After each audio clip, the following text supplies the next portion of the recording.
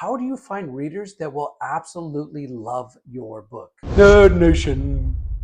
All right, today we're going to talk about finding your fans, how to find readers who will absolutely love your book because they are out there. Marketing Your Book, Episode 2. All right, who am I? I'm Sterling Nixon. I'm the author of the Nickel Brickleby series, Acadia series, Gladiators of the Naumachia, 7 Days, and a bunch of other books. I've been published since 2009, writing since 1999.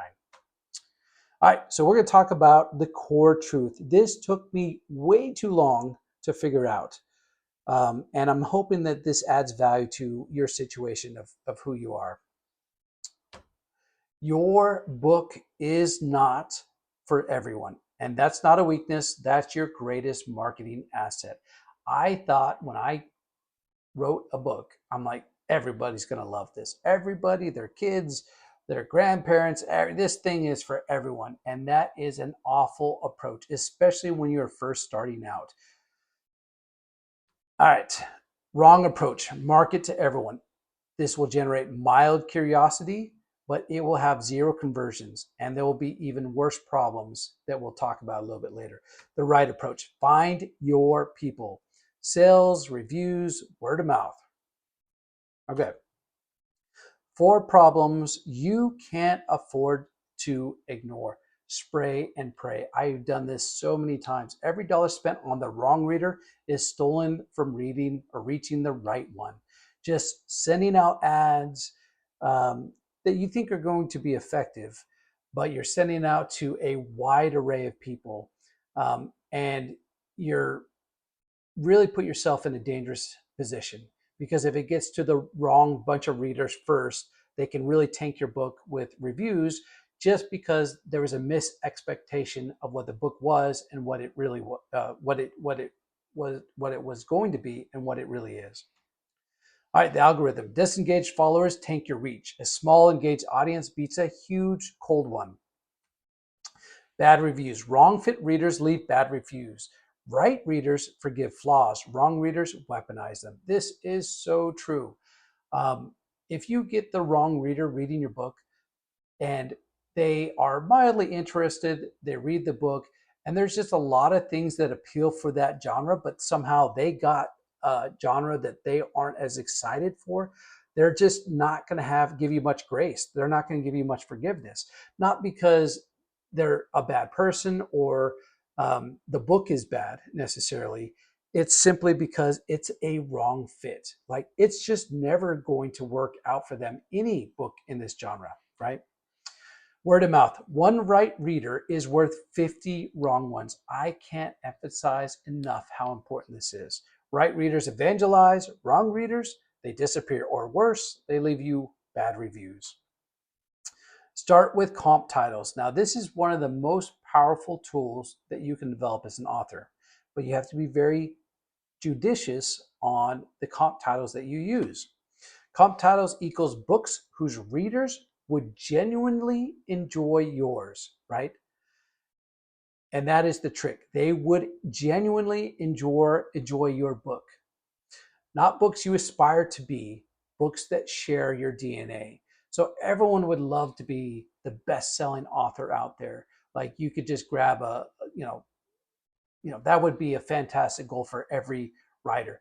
But that is a rare occasion when you have a book go so viral, it's ubiquitous, right? And that everyone enjoys it, everyone loves it.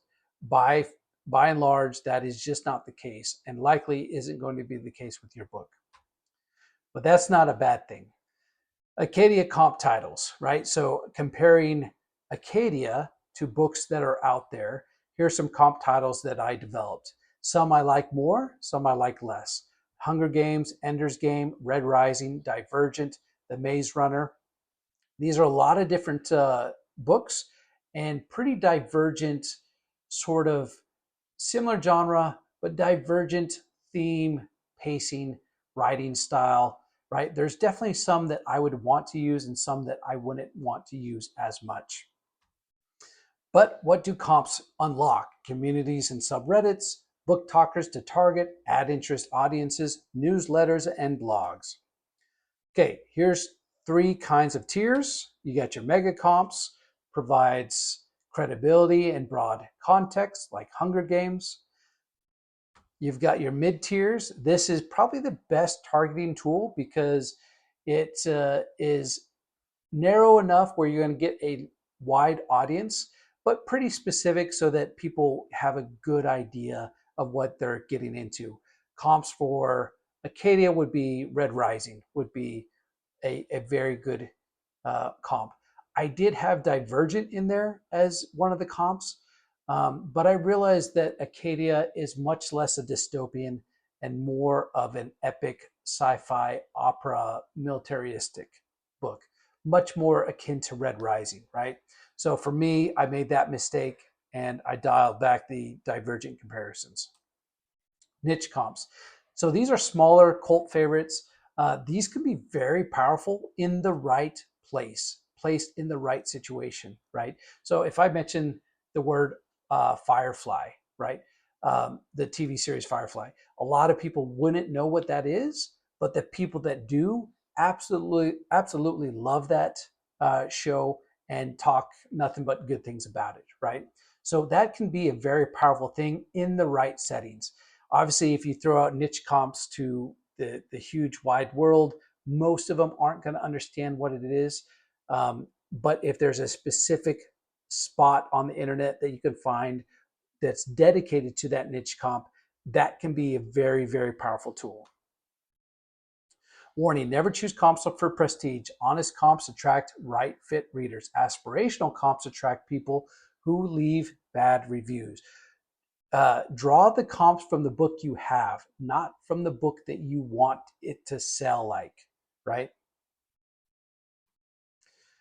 All right, so let's talk about your reader profile. You want to develop a reader profile. Here's Alex. Here's your ideal reader. This is for Acadia. He's 24. He works in tech. He reads on the subway.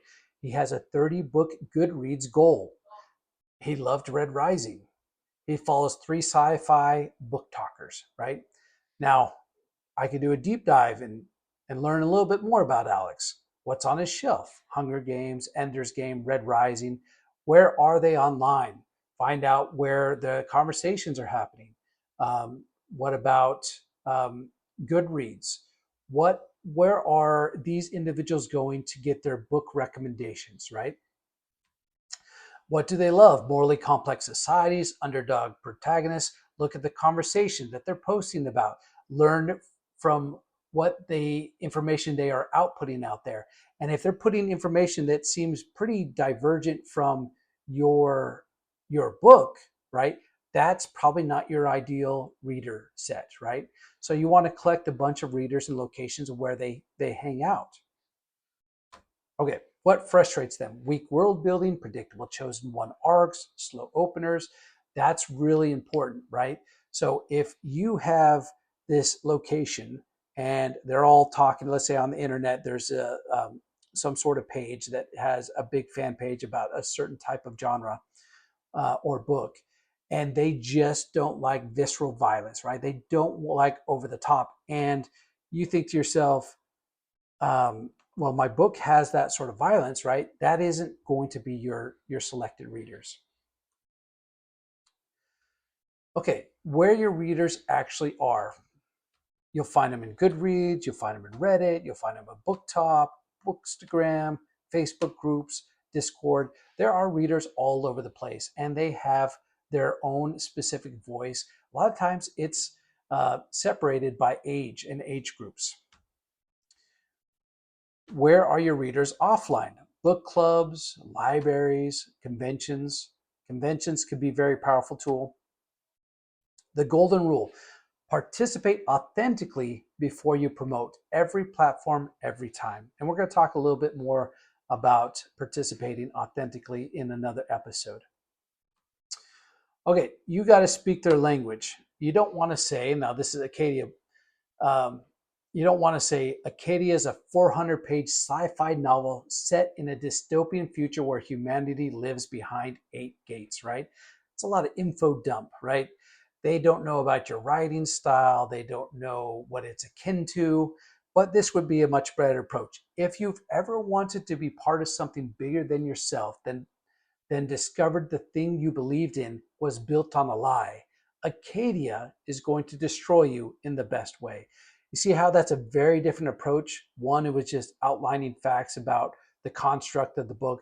The other is the emotional reaction that you are going to potentially have in this book, how you're going to feel.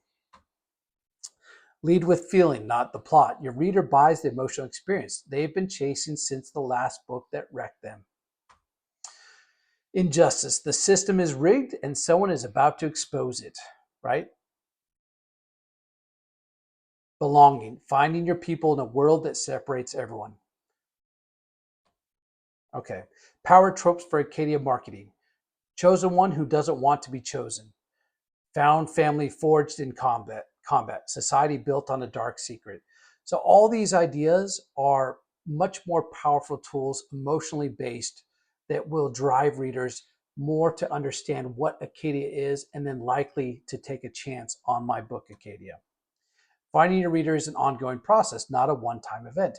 Pay attention to engages.